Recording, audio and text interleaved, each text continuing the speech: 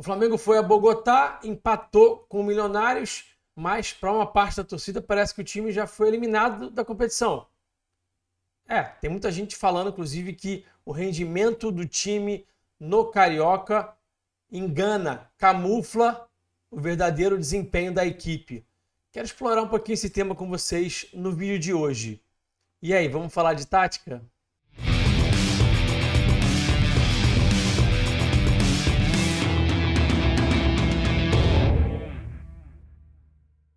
Antes da gente prosseguir para o conteúdo, quero lembrar vocês que esse vídeo é um oferecimento do Laboratório do Futebol.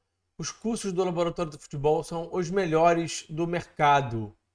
Aqui no canal Falando de Tática, você tem acesso ao Explorando o Jogo, aos sistemas táticos, à comunidade de mestres da análise e também ao combo, novidade aqui agora no canal Falando de Tática, na promoção exclusiva, que é o Explorando o Jogo, mais o edição de vídeo e mais o Minha Primeira Renda com Futebol. Para você que pensa em conhecer um pouquinho mais sobre o futebol, esse esporte que eu sei que você ama, recomendo Explorando o Jogo e os sistemas táticos. Você aprofundar um pouquinho o seu conhecimento sobre o jogo de futebol. Você que já pensa em ganhar dinheiro com futebol, entrar no mercado do futebol, eu recomendo a comunidade de mestres de análise e também o combo Explorando o Jogo, edição de vídeo e Minha Primeira Renda com Futebol. Então não perde tempo, os links estão todos aqui na descrição do vídeo. Chega lá que você não vai se arrepender, tá bom? Bom, o Flamengo trouxe um empate amargo na bagagem lá de Bogotá. O Flamengo vencia a partida por 1-0 e acabou sofrendo um empate. E a torcida entrou em parafuso total. Tem muita gente que está assim totalmente ensandecida, partindo para cima dos jogadores, do técnico Tite. E tem muita gente falando aqui, inclusive no próprio vídeo de ontem que eu fiz aqui, tem muita gente nos comentários falando que o Carioquinha engana, vocês estão se iludindo com o Carioquinha. Olha aí, tá vendo? Na hora que chegou a realidade, o time mostrou que não é nada disso. Bom, vamos fazer o seguinte. Vamos comparar rapidamente aqui o rendimento do Flamengo no Carioca com os demais rivais, os principais rivais do time nos seus respectivos estaduais. Vamos fazer isso agora. Vamos começar pelos rivais aqui do Rio de Janeiro.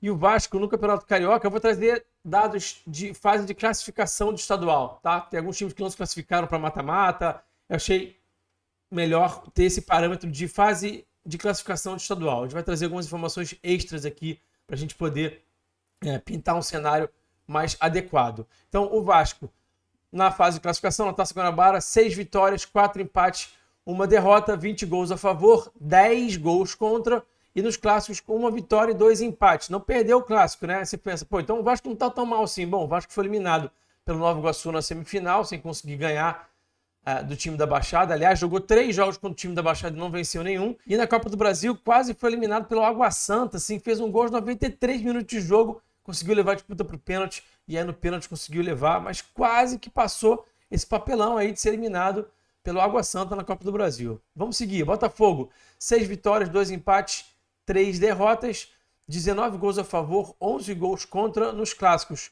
1 vitória, 2 derrotas. Terminou a Taça Guanabara em 5º lugar. Não conseguiu chegar na fase final do Campeonato Carioca. E ontem já perdeu na sua estreia na Libertadores. O Fluminense, 6 vitórias, 3 empates e 2 derrotas na Taça Guanabara.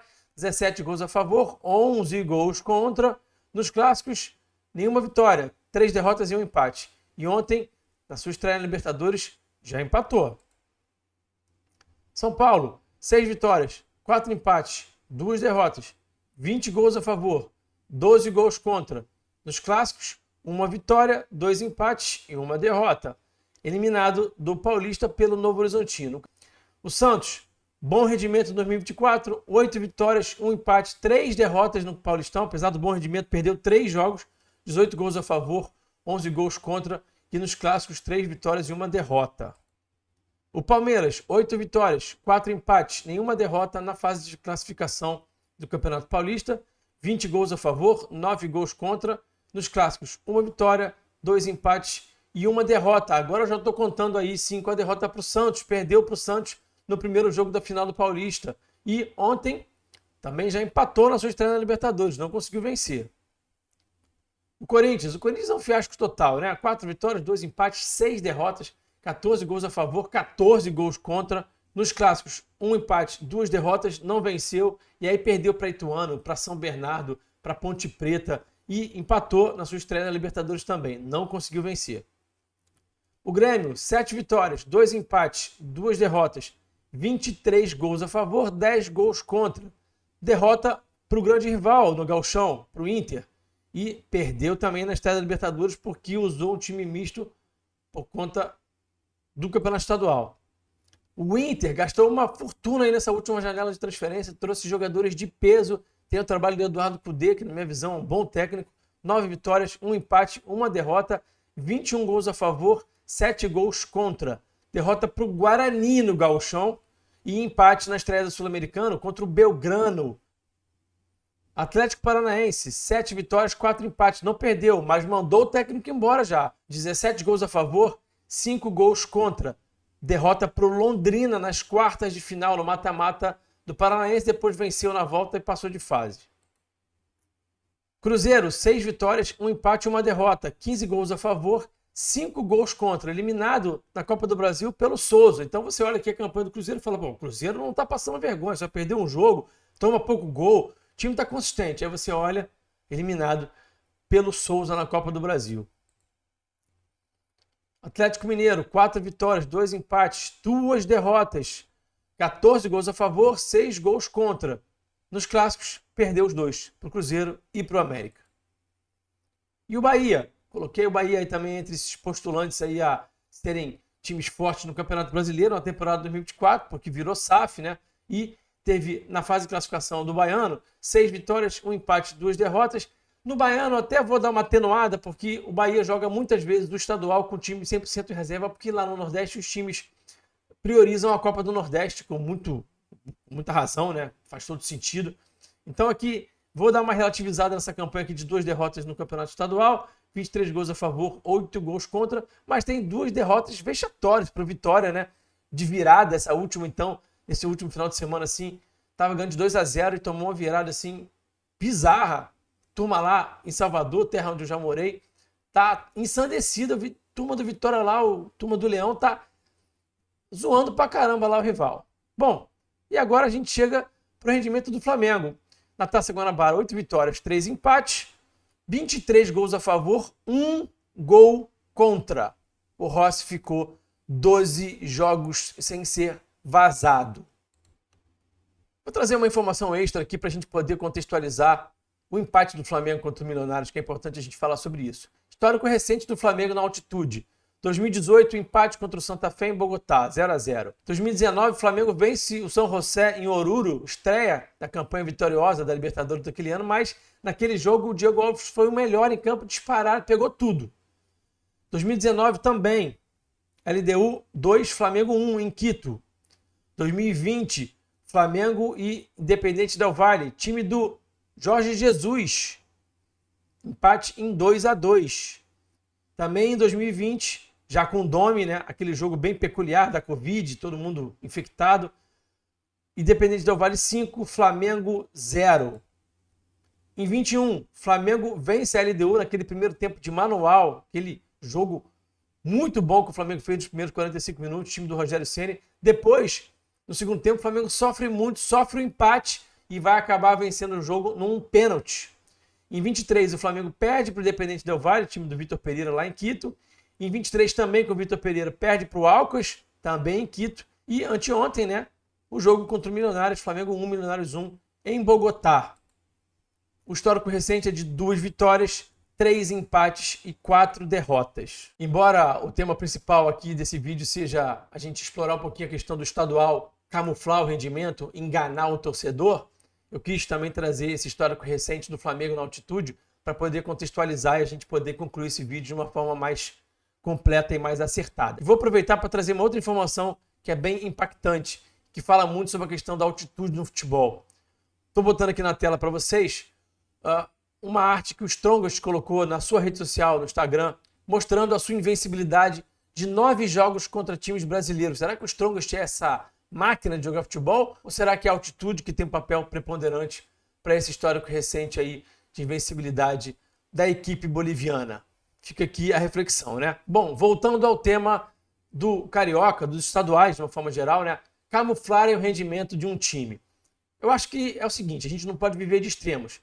Quem quer ser enganado com Carioca está sendo bobo, está sendo trouxa. Por outro lado, há um outro extremo, que é da turma que, por conta de um empate numa estreia de Libertadores, num contexto de altitude, já acha que ninguém serve, que o Tite é ruim e que o Carioca engana e tudo mais. Então eu acho que a gente não pode ir nem em um extremo e nem em outro. E aí a reflexão que eu quero propor para vocês é a seguinte. Eu vou colocar aqui na tela um tweet, olha só isso aqui. Me chamou muita atenção esse tweet aqui do Rafael Veloso, meu xará. Torcida do Flamengo não consegue mais curtir futebol e o time.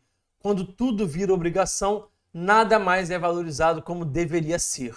E aí a reflexão é essa, né? Tem uma parte bem considerável da torcida do Flamengo que não consegue suportar nenhum tipo de revés, nenhum tipo de dificuldade, nenhuma atuação um pouco abaixo, nem considerando que essa atuação foi no contexto de altitude, onde o time historicamente tem dificuldade, onde times brasileiros, de uma forma geral, times que não jogam na altitude, têm dificuldade de uma forma geral. Nem levando isso em consideração, uma parte da torcida consegue entender que é normal. Vocês viram que eu trouxe aqui que o Flamengo empatou com o Independente Del Valle por 2-2, o time do Jorge Jesus, aquele time estava jogando pra caramba. Empatou com o Independente Del Valle 2020. Porque faz parte. A altitude faz parte. E não jogar bem eventualmente, até fora da altitude, também faz parte. E só pra gente arrematar aqui o tema do Carioca engana, estadual engana, como eu falei, só é enganado pelo desempenho no estadual quem quer ser enganado, quem quer dar uma de trouxa. Porém, nesse recorte inicial de temporada, o que a gente tem para fazer é comparar o rendimento do Flamengo com os seus demais rivais nos estaduais. E o rendimento do Flamengo no estadual, comparado com os seus rivais, é muito superior. Então, isso dá uma direção de que o time está no caminho certo, de que está rendendo bem ou não. Acho que isso é uma coisa muito óbvia, né? Então, por isso que tinha uma parte da torcida falando, e eu, inclusive, aqui me incluo, não como um torcedor, mas como analista, como produtor de conteúdo, analisando alguns rendimentos do Flamengo, algumas partidas, analisando dinâmicas, analisando desempenho, que o time aponta para um bom caminho, independente de ter empatado anteontem com o Milionários ou não. Continuo acreditando que o Flamengo aponta para um bom caminho de um time consistente, que vai perder muito pouco na temporada, que vai sofrer muito pouco gol. Então, vamos devagar, vamos bem devagar, vamos conseguir entender que o revés faz parte, que uma má atuação faz parte, né? Que não é sempre só amassar todo mundo o tempo inteiro. A gente precisa começar a virar essa chavinha e entender que 2019 é que é o ponto fora da curva. 2019 não é o normal.